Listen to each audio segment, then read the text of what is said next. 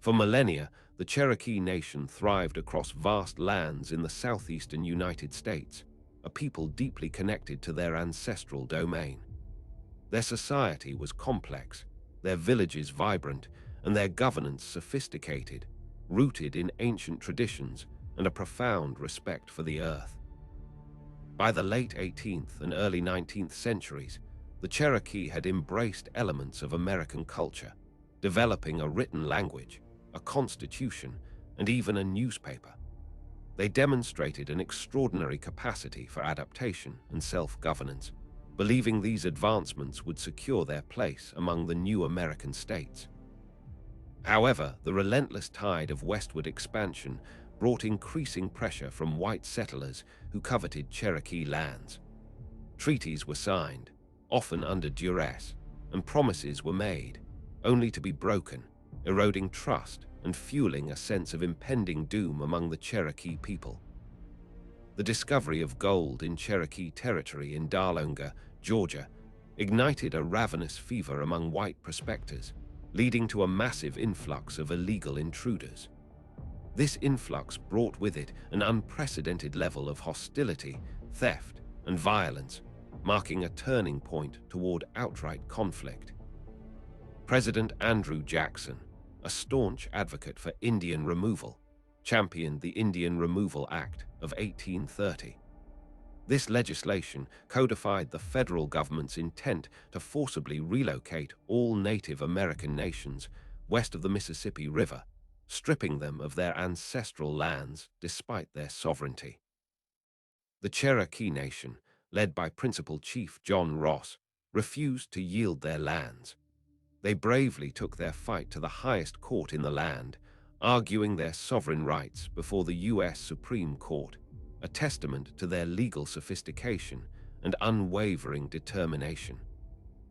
In a landmark decision, Worcester v. Georgia, the Supreme Court sided with the Cherokee, affirming their territorial sovereignty and condemning Georgia's encroachment.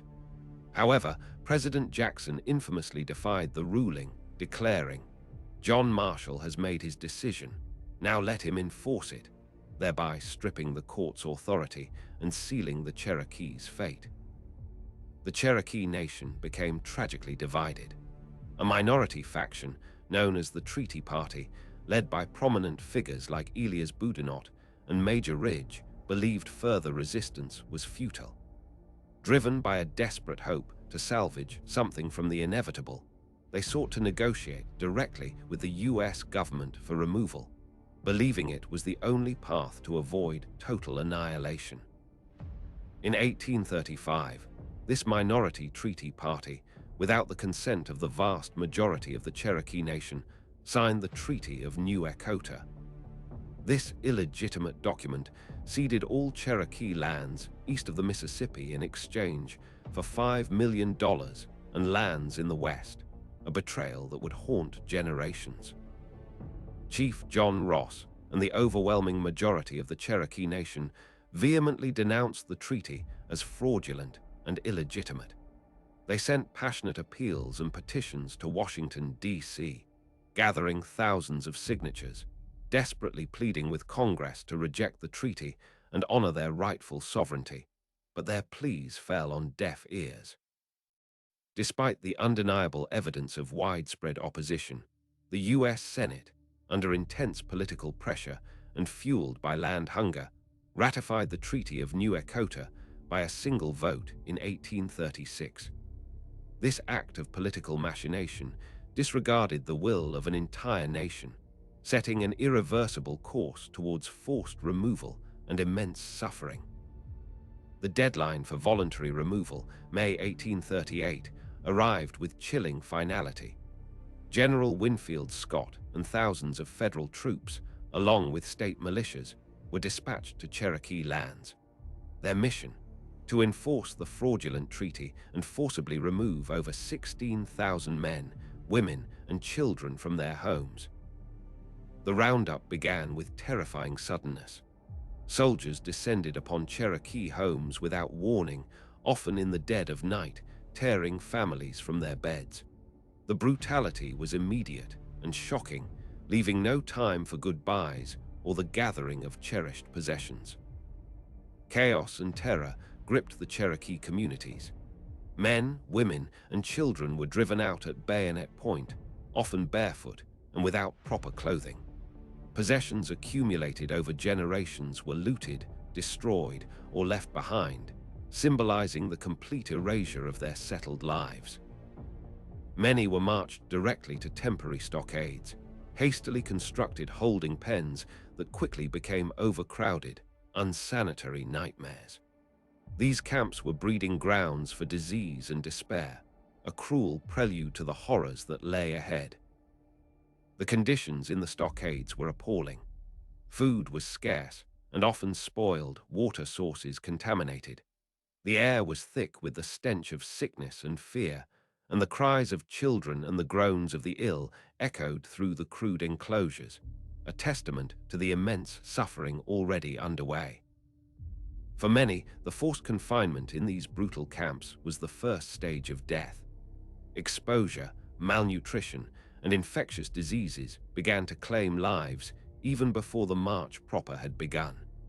These early casualties served as a grim foreshadowing of the catastrophe that was about to unfold, eroding all hope. Recognizing the dire conditions and mounting deaths, Chief John Ross once again appealed to General Scott. He managed to negotiate a crucial concession. The Cherokee Nation would be allowed to manage its own removal, organizing detachments and setting their own pace, an act of desperate self-preservation amidst overwhelming tyranny. The autumn of 1838 marked the beginning of the forced march for most of the Cherokee. Thousands, already weakened and traumatized, were organized into 13 detachments. Each group faced an arduous journey of over 1,000 miles, an odyssey into the unknown, leaving behind everything sacred. The journey was deliberately arduous, designed to break spirits and eliminate resistance. They were forced to traverse unforgiving terrain, including mountains, rivers, and dense forests, with little rest or proper sustenance. The physical toll was immediate, and the mental anguish even more profound. As autumn turned to winter, the suffering intensified dramatically. Many had only the thin clothes they were wearing when forcibly removed, offering little protection against the biting winds, freezing rains, and unexpected snows. The cold became a relentless, merciless executioner. Rations provided by the government were meager and often inadequate, leading to widespread starvation and malnutrition. The Cherokee, once self-sufficient farmers, were reduced to desperate hunger, their bodies wasting away under the strain of the march, highlighting the calculated cruelty of their displacement. Disease, already rampant in the stockades, exploded along the trail. Cholera, dysentery, measles, and whooping cough swept through the exhausted detachments, unchecked by medicine or sanitation. Each night brought new fevers, new coughs, and new deaths, creating a mobile graveyard. The most vulnerable bore the brunt of the suffering. Children, weakened by hunger and exposure, died by the hundreds, their small bodies unable to withstand the brutal conditions. The elderly, stripped of their comforts and forced to march, collapsed from exhaustion and despair, adding to the trail of grave. Death became a constant companion. Each morning, survivors awoke to find more of their loved ones had passed in the night. Shallow graves were dug beside the trail, often marked only by a pile of stones, if marked at all. The land itself became a tomb, a silent witness to the genocide. The American soldiers assigned to oversee the march displayed a range of attitudes. Some were indifferent, viewing the Cherokee as an unfortunate duty, while others were overtly cruel, inflicting further indignities and violence. A few, however, witnessed the suffering and recorded their horror, expressing deep sympathy and moral condemnation for the actions they were forced to enforce. As the detachments passed through towns and settlements, white spectators often lined the roads. Some watched with morbid curiosity, others with open hostility, and a brave few with profound sadness and empathy. silently bearing witness to the forced exodus of a people.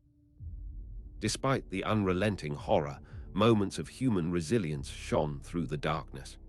The Cherokee clung to their cultural practices, telling stories, singing ancient songs, and offering prayers for the dying and the dead.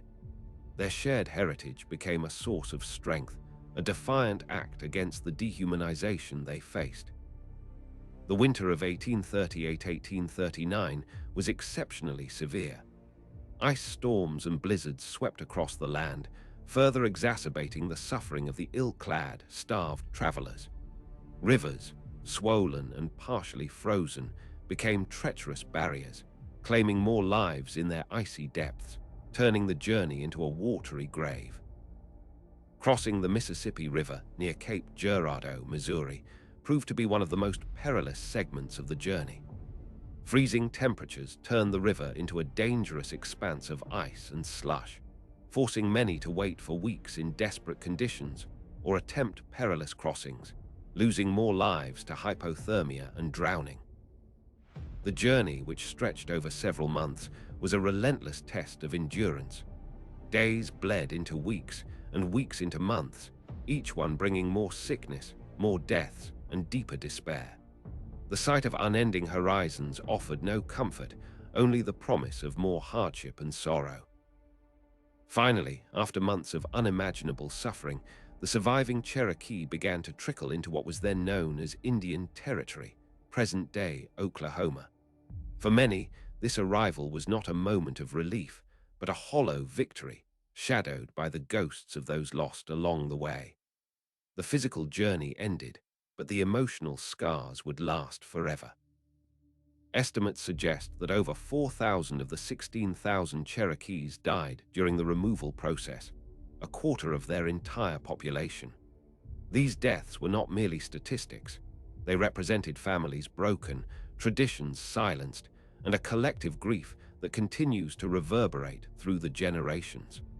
The land was stained with their blood and tears.